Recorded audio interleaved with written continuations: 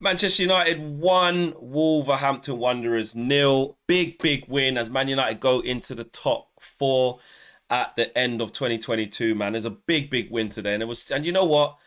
These are the sorts of games that are banana skins. These are the sorts of games that can be really difficult. And these are the sorts of games where you can lose momentum, especially with the momentum that we've been building. And all the talk before the game was about Rashford not being in the starting lineup. And you know what? Eric Ten Hag got everything absolutely spot on today. There's so many ways this game could have gone, considering the decision that he made. But he got it all spot on. He got it all spot on, and we've managed to win the game, which is the most important thing. Was it perfect? No. Was it exactly how we want to play it for the entirety of the game? No. There was some moments where we dipped and stuff like that, and some things weren't good enough. But when you win like that, and Marcus Rashford does what he does, which he's been doing, you have to celebrate that. And that's where I'm going to start. I'm going to start at Marcus Rashford because he was the difference maker again. He got given the man of the match on BT. Look, that could have gone to Wan-Bissaka. That could have gone to Rafael Varane. I thought he was good. I thought Luke Shaw was flawless. But the hardest thing to do in football is score goals in it. It is. And he had half a game to come on and be the difference maker for us. And he was. We defended well and we did everything right. But he still needed to come on and make something happen for us. He's our talisman this season. He's our guy. And he came on and he done it. And for that reason, I think he should get man of the match, especially from not starting the game. But it was a game that actually, look, a lot of people disagreed with me with this on social media and with you guys in the live chat as well on the stream. That I thought we actually played well in the first half.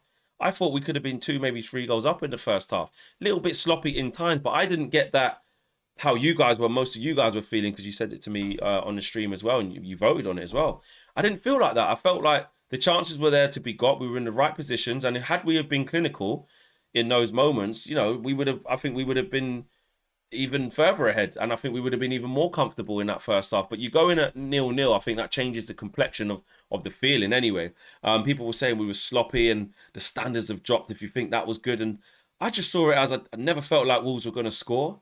We defended really well, and we created chances that we should have scored, and we didn't. It wasn't perfect, but I like the structure of what we were doing. Wan-Bissaka was in inverted fullback, high up the pitch, doing what he's been asked to do with Eric Ten Hag, where he's been making a difference. You had Bruno getting on the ball, and I thought he was okay. Anthony, I'll get to in more depth later on, but he was in the right positions anyway, and our biggest threat was coming down the right-hand side. You had Garnacho, who really should have scored his chance, had to score that, but didn't. Casemiro was doing well, and defensively across the whole back four, we were perfect. So the first half, I didn't really get that. A lot of people were saying it wasn't good, but it was just the goals that were eluding us. And then look, you makes a change at halftime, and you're saying, look, can Rashford come on and have that effect? And actually, the second half was quite bitty. The second half was starting to look a little bit reminiscent of that lethargic Manchester United, the one that starts losing a little bit of confidence, and there's that kind of middle period of the game where you're like, not really sure which way I'm not really sure which way this is going to go. But again, testament to the team. They battled through that phase of play. And Marcus Rashford, let's get to him. He makes that goal. How does he make that goal? Okay, yeah, one is receiving a through ball from Bruno. That's one aspect of it. But he makes that goal because he's confident. He makes that goal because once he sets Bruno, he wants it straight back. Forward thinking. How can I get towards goal? How can I impact the game? Yes, he gets a little bit of luck because I think the ball comes off of, is it Collins and Johnny? It might have been both of them, I think it is. And then Johnny is literally, it's not until you watch it back in slow motion, actually. Johnny's literally holding on to his arm. He shrugs him off and uses his core strength to shrug him off, and then be composed on the finish as well to shift it and bang it into the net. And that comes from, a player that's in form. If he's not in form, then he's not going to be able to do that, So for me, Marcus Rashford definitely deserved man of the match. And I just think the way that the team keeps believing and the way that we're able to keep, putting these results together and building momentum is the main thing. Games like this, you can easily lose. And if you draw with Liverpool winning yesterday as well, they're hot on our tails with Tottenham to play, I think, tomorrow. We've got to get the points on the board, and that's what we've managed to do. That was the most important thing. And you know what? If you was to say to me, this rounds off 2022, right? And it's been a really mixed 2022 because obviously the back end of last season, So from January to the end of last season was absolutely atrocious. And then you look at summer to now are literally two contrasting um, parts of the year. You know, literally the first half being shocking and the second half being the re-emergence of us and us building and going in the right direction. And you have to say, Ten Hag's been here, what, 6 months?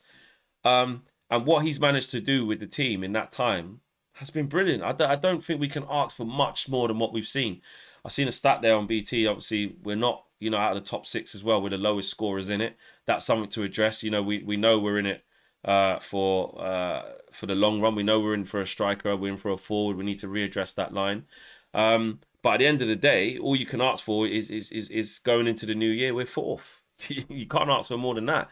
There's games to come today, so that might not be the case by the end of the day, I think. But still, that's all we can do is do our job. And I think that the job that Erik Ten Hag's doing is fantastic. And you know what? For Erik Ten Hag to assert himself the way that he has, with the rules just being a constant non-negotiable, I'm not bending the rules for anyone.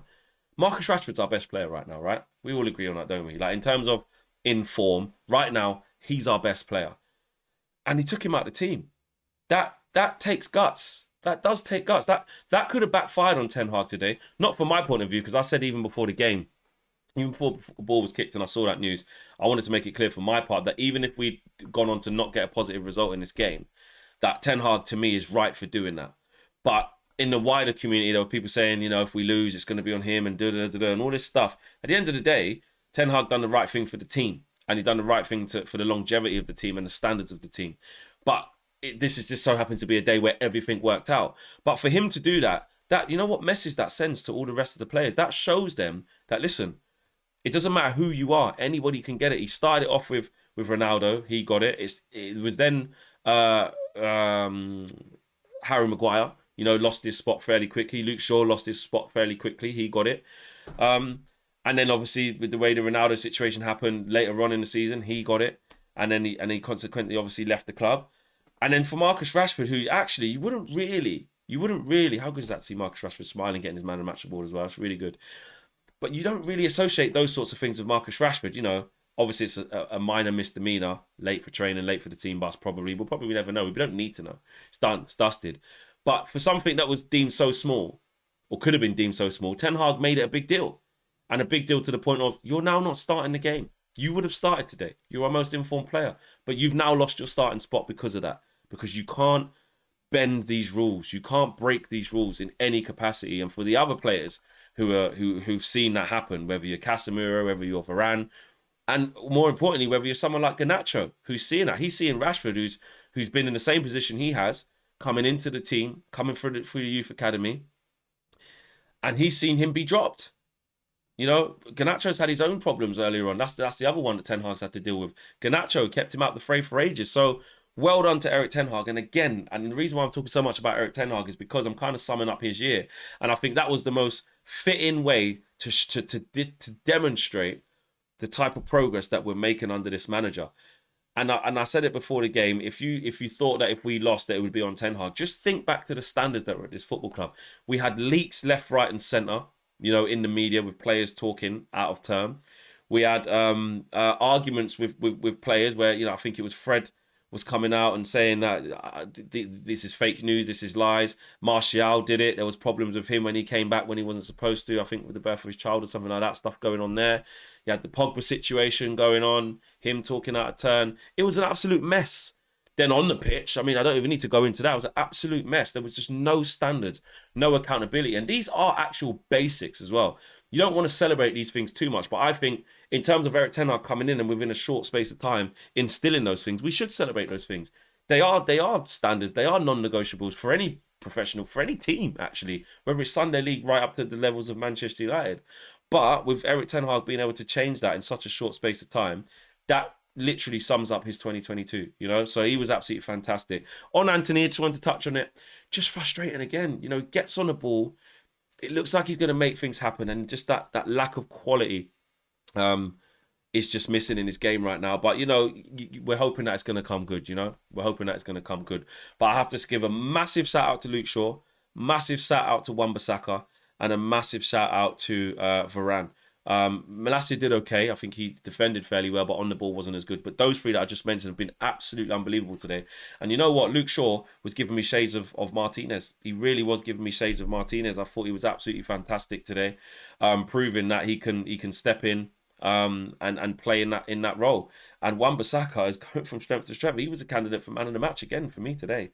He was absolutely brilliant, winning the ball back, good in the tackle, and more importantly, like what Cam said, he looks better on the ball. Or is it me? Am I just getting gas because he's played 3 good games in a row? But he's making better decisions on the ball, and like I said, he's playing as an inverted fullback.